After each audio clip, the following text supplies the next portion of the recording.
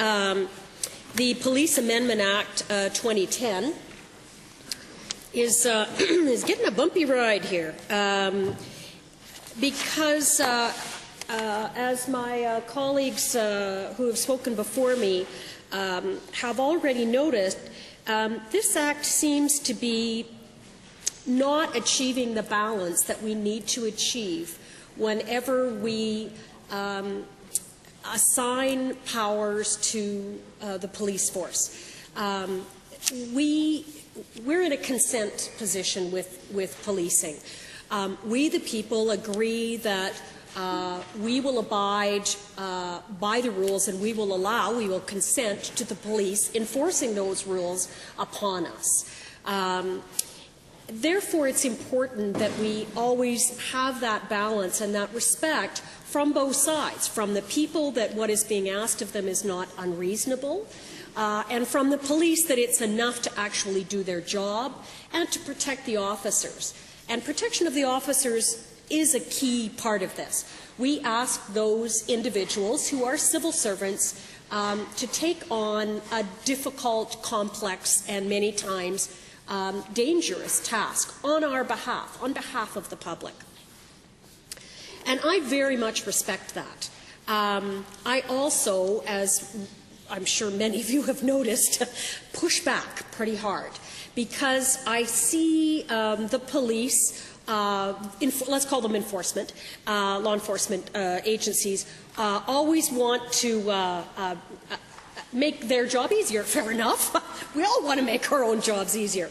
But they have a particular place in our society and have very far-reaching powers that will limit our freedoms, essentially. So we have to be very cautious about adding to those far-reaching powers.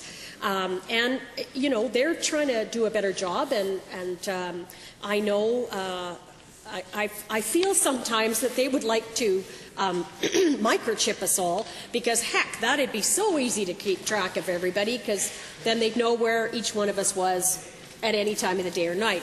And I say that with a great deal of fondness for the law enforcement agencies. It's probably true, but I'm standing here to make sure that that doesn't happen. So one of the issues that has come up quite a bit in the past was the issue around how the police investigate themselves. And actually, at one point, among my many portfolios, I was the Justice and Solicitor General critic. And at that time, there was a very imperfect system available that I believed suited nobody's purpose very well, because it was police services investigating complaints against their members, and they would do their own investigation of the situation. And I feel it was imperfect because nobody ever walked away from that one in a clean way. And what do I mean by that? Well, essentially, if you had an officer that was cleared, they very often were regarded by others in the community, including the media, as not quite cleared because, you know, they'd been investigated by their buddies.